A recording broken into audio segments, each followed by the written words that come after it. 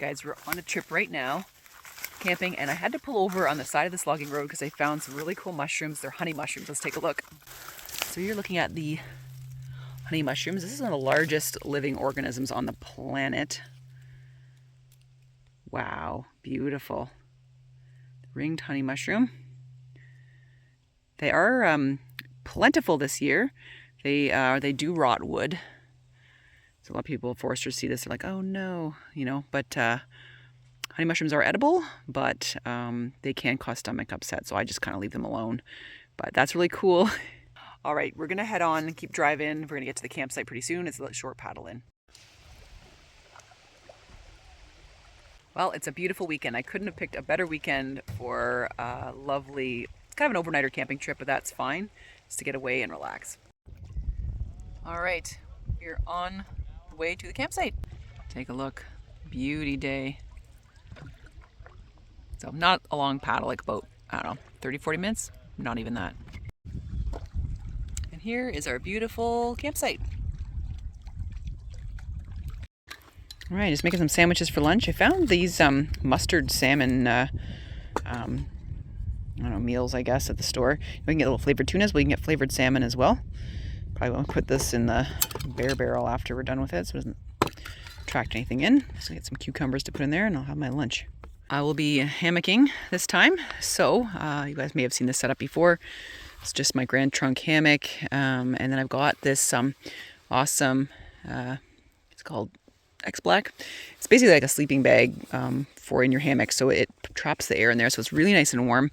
And then I've got my my mattress in there, so this is great. Check out the view.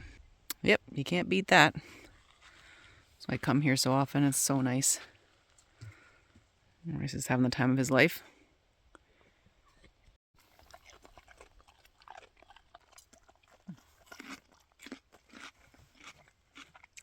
Delicious.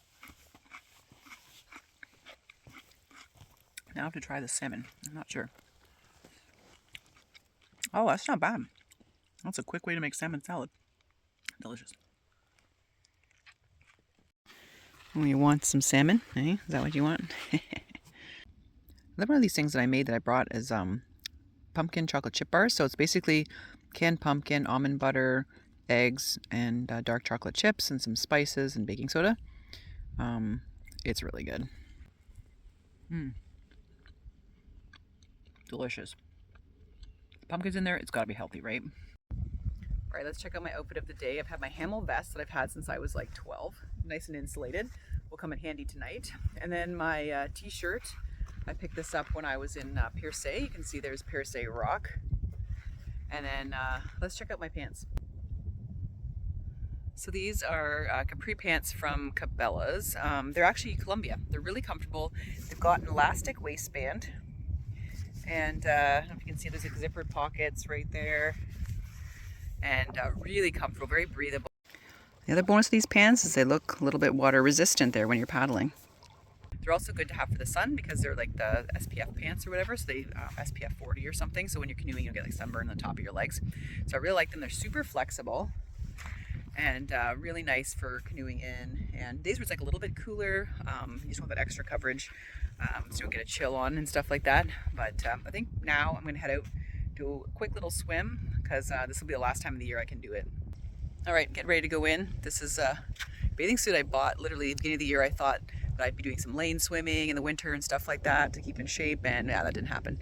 It's literally the first time wearing this bathing suit this year. Literally the first time I'm going into a lake or river this year. It's kind of sad actually, but I'm not a huge swimmer. Never have been a super strong swimmer, but I don't know. I always like to go at least once a year in this lake, and it's not gross, it's not slimy, no nasty bugs or fish that are gonna get me or whatever. So we'll have some fun. And as you can see, the water is pretty clear. Kind of see the bottom there, pretty rocky, not slimy. It's nice. It's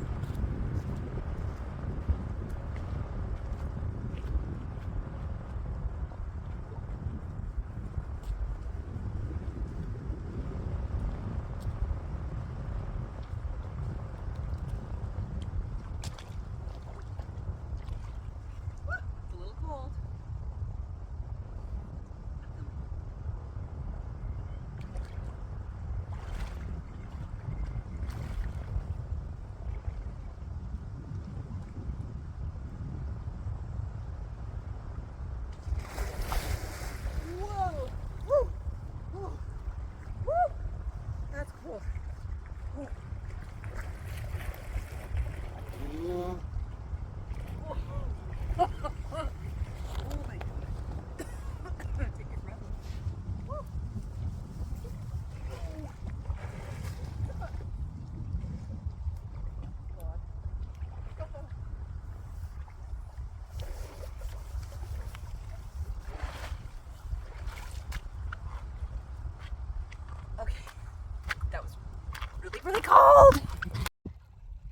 right, so that was fun. Actually, I did go in after my little mini freak out there and just swam around a bit. It's actually not bad. And like the air right now, the temperature is warm, maybe like 19, 20 degrees.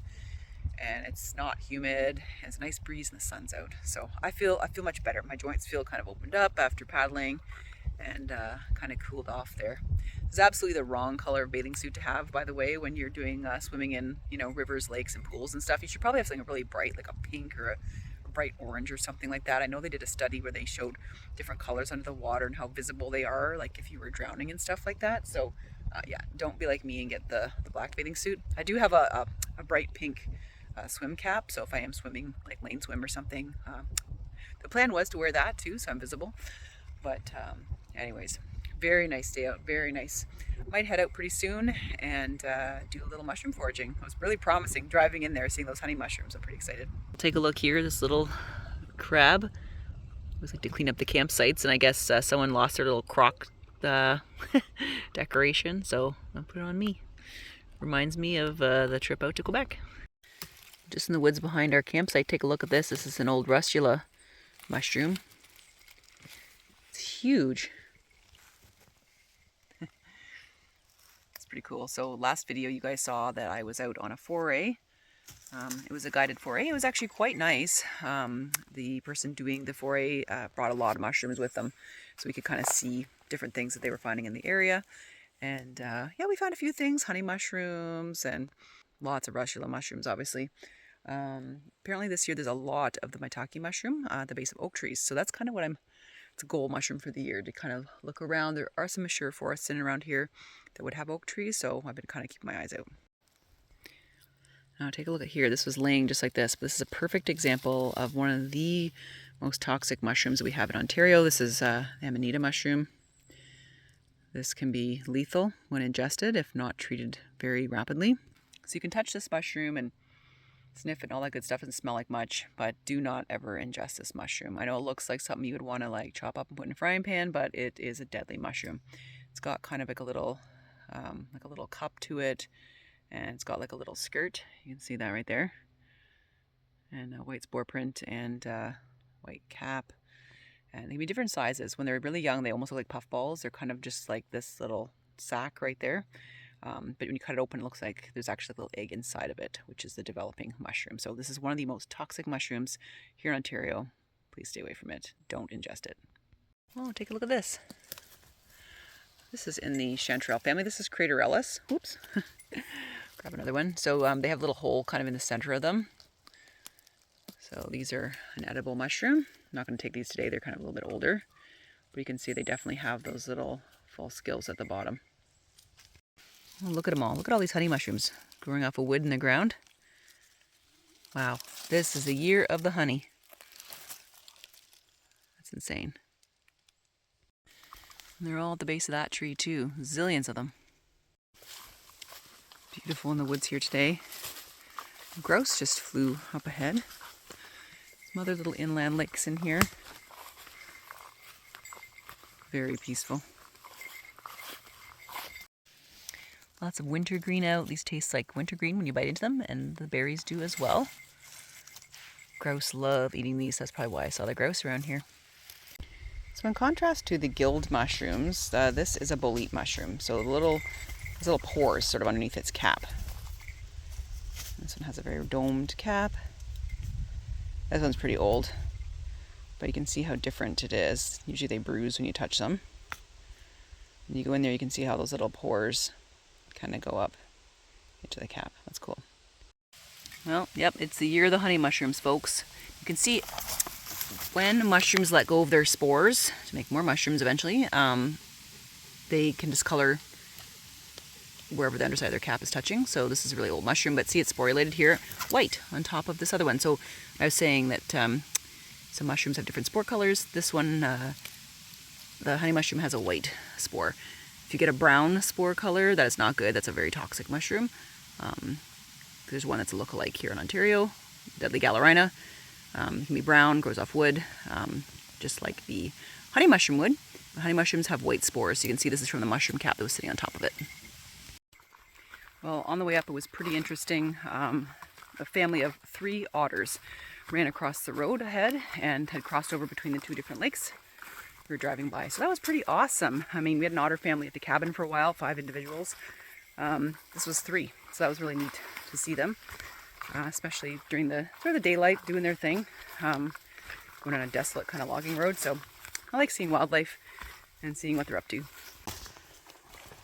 Here's the leaf of the day. It's a maple leaf. Look at the different colors there. Just gorgeous. I'll get a little bit of light there. Yep, leaves are turning.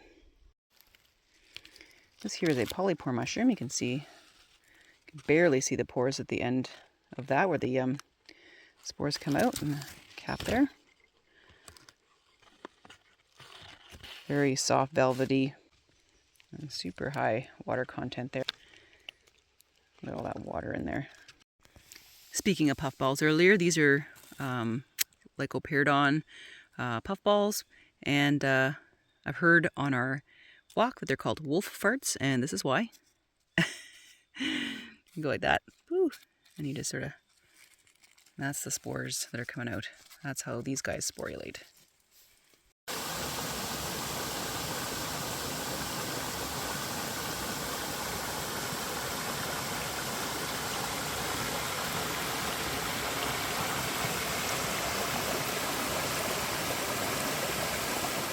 Yeah, that's the highest I've seen the water there at that little waterfall. I'd like to go and check that out. Let's get a little drink and a snack. I've got all my food right here in this bear barrel. It's pretty small, but it's great. You just put this lid on and then you kind of close it with, I don't know, like a spork or like a loonie or something like that.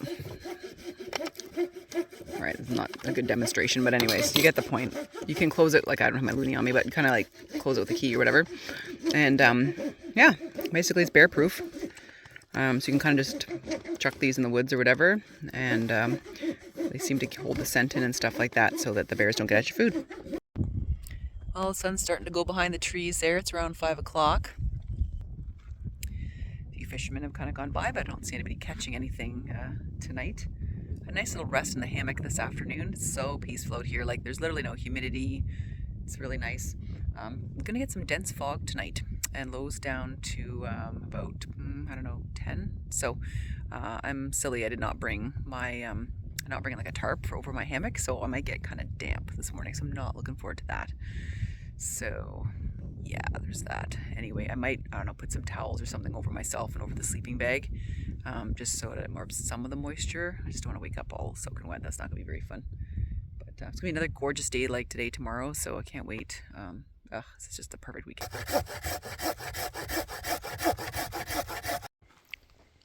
Got lots of wood tonight. Gonna have a good fire. Gonna get supper cooked pretty soon. All right, so this is what I'm gonna have for dinner tonight. It's the Mountain House pad thai with chicken. So I'm looking forward to that. So these are really easy. You just add boiling water to them and let them sit, and then enjoy your food. So I got this at Cabela's. I got a really good selection there for camping, so I thought I'd pick this up and give her a try.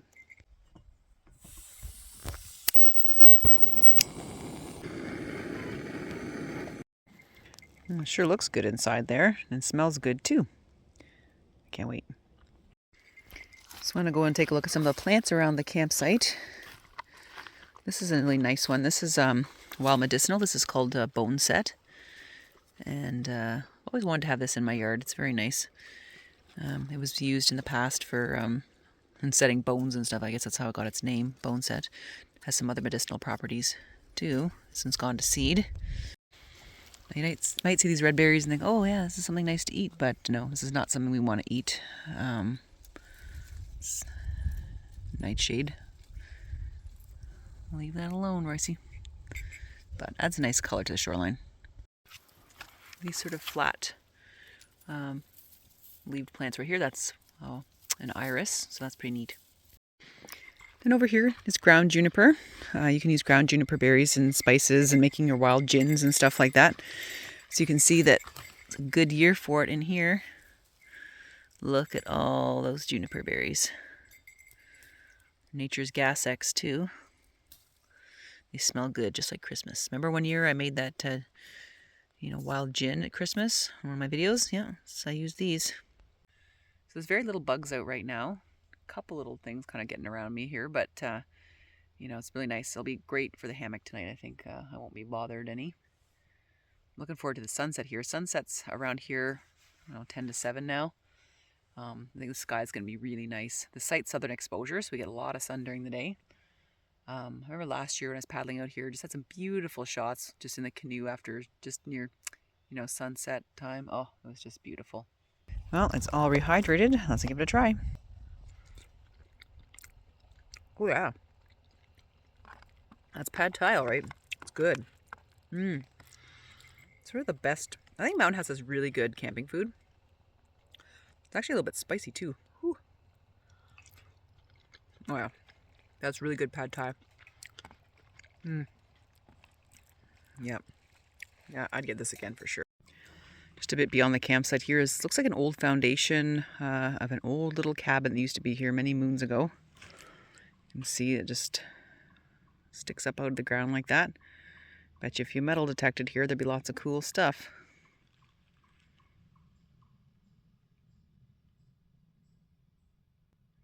Hear the chipmunk and some birds alarming back there. I think there must be an aerial predator. When you hear that little unusual noise the chipmunks make, it means there's something up in the trees, perhaps an owl.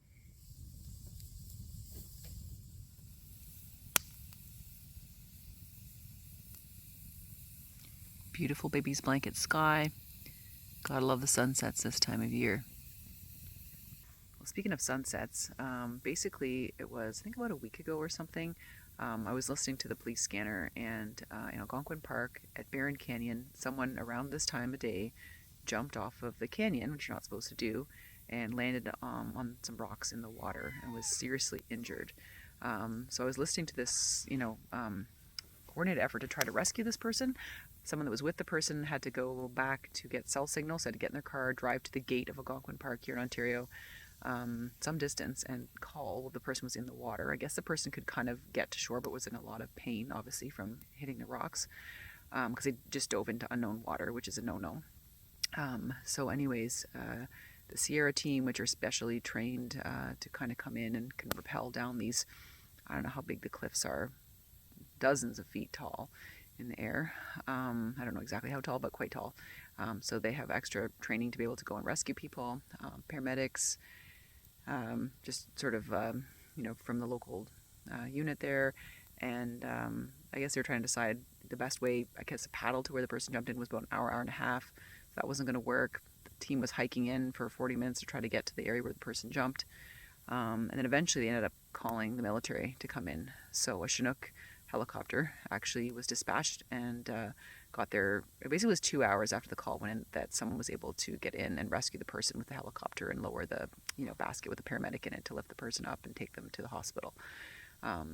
So I guess the person survived the fall, probably injured, but they're alive, thank goodness. But it was pitch dark. The rescue was in the pitch dark, and there was a lot of teams involved trying to rescue this person. So, it's pretty scary stuff. So, whenever you're camping or in unknown areas, don't jump in and do things like that.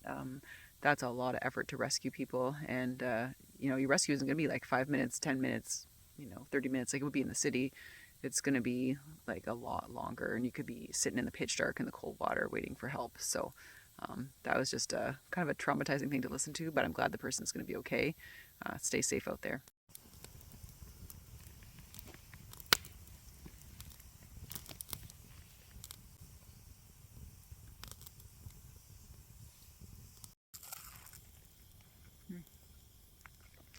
It's a little burnt, but just how I like it.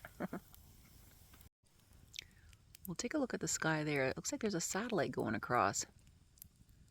A little dot in the center of your screen. Don't usually see them this bright, and it seems like kind of low. I wonder if it's one of those little Starlink jobbies. So much of that these days with a Starlink. I saw a Starlink launch once. That was really interesting. You just look in the sky and there's like just a chain of them going up. How cool.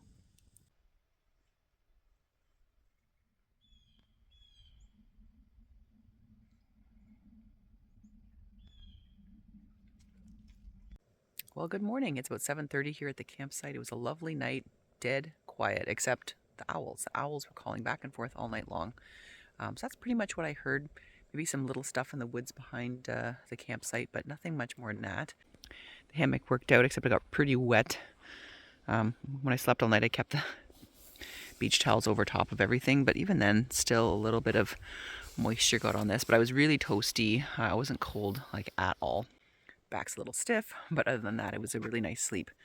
Kind of woke up once because the dog got up at 4:30 and thought it was time to get up and go, but basically got him settled again. But I don't know, maybe he heard something. I think the owls were really, he didn't know what was going on. They were calling back and forth and stuff, so maybe he was a bit concerned. So this morning, I'm going to make breakfast sandwiches and so eggs, bacon, and I'm going to put them in a bun. And then I've got the fire going again, so we're going to just sort of keep them warm in a little bit of foil. Didn't bring the whole roll of foil this time, but I have some from the pumpkin squares, so we're going to use that instead and be resourceful. Reduce, reuse, recycle. First off, some coffee. Ah, that's good. Yeah, all the fog you see rolling in behind me there, that's actually going to burn off by, I don't know, a couple hours or so. So it's not going to be that bad. It's actually not too cold outside. It's probably like, I don't know, 11, 12 degrees or something. I should actually have my life jacket thermometer. I should let you know. Let's keep the Boy Scouts thermometer on my jacket, and yeah, about 12 degrees there. Very good. All right, so the foil's a little mangled, but I'm going to put the cheese in there, and I'm just making some eggs to put in there, and I've got some bacon too. It's going to be really good. You know, when I was in the Gaspé there, I picked up some salt. It's a smoked sea salt, and I'll tell you, oh, it was so good. If you ever have a chance to get smoked sea salt, or maybe smoke some of your own sea salt over the fire, or coals or whatever, oh my gosh, so good. It's a little tiny bag of it that I bought, and it's gonna, like, I'm gonna make it last forever. It's just like the best tasting stuff. So it's great on eggs. You know, anything. There's a nice little finishing touch on there with that really nice smoky flavor. I think it was naturally harvested from llthewildyamll. So that's really cool. That's one thing I haven't foraged for and got myself is sea salt. I guess I should have done that when I was out there, but in terms of foraging for sea salt, you want to make sure you know, like, the waters that you're in, and you know, the area where to get it, because obviously there's pollution and things like that. So it's not something I've done before, but I would love to do in the future sometime. I've seen people do it, but man, I'm going to hang on to that little tiny bag of sea salt as long as I can. And if you hadn't had a chance to watch the Gaspé series, where I went out drove 2,700 kilometers around the Gaspé doing some camping, go check it out. There's 3 parts.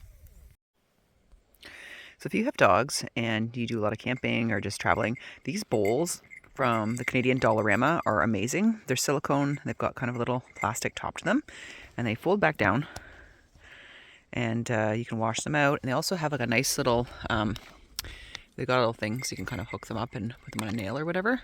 These nails were already in the tree when I got here. So yeah, I got 2 of them. Super cheap, for like a couple bucks or something like that. But really worth it, really durable. Way better than some of the more expensive kind of silicone bowls you can get from like a true camping store. All right, somebody was kind enough to leave this little tray here, as they do in these little backcountry sites.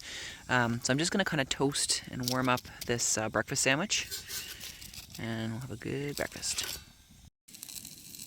All right, now the bacon. You guys smell it from here. It smells really good.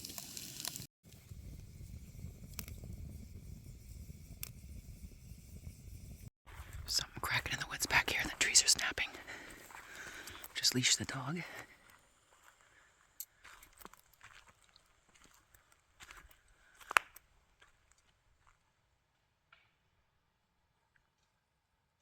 that?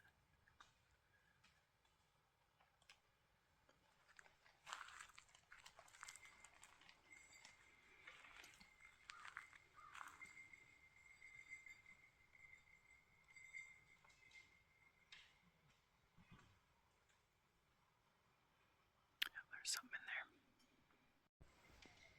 That's big. All right, not even Royce wants to come this way. So it seems that as we move around, it stops, then it starts again. So I don't think it's just acorns falling. Maybe there's something that's shaking something to make acorns fall. Maybe a bear. That's kind of what I'm thinking. Because, I mean, honestly, a deer would kind of just move on through by now. This is something sitting there, and it's moving and stopping. It's like he hears Royce's bell and stuff, and Royce will not walk up this hill to go check this out. So there's probably a bear back there, so probably should give it its space. Well, on that note, I'm eating my breakfast.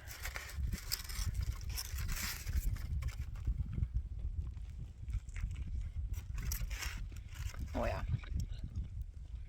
delicious.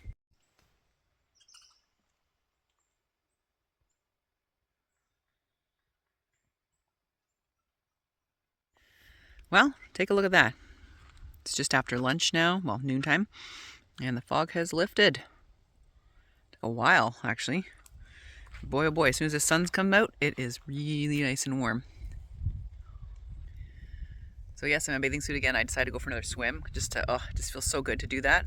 And now I've made some lunch. I've made like a cheese sandwich. I've got turkey jerky, and then I've got just some veggies and stuff like that. So super nice. Just really want to enjoy this afternoon. The fire behind me has been going since well, last night really. It was lit once and then covered over overnight and lit up back again in the morning. So there you go. Survivor Man special.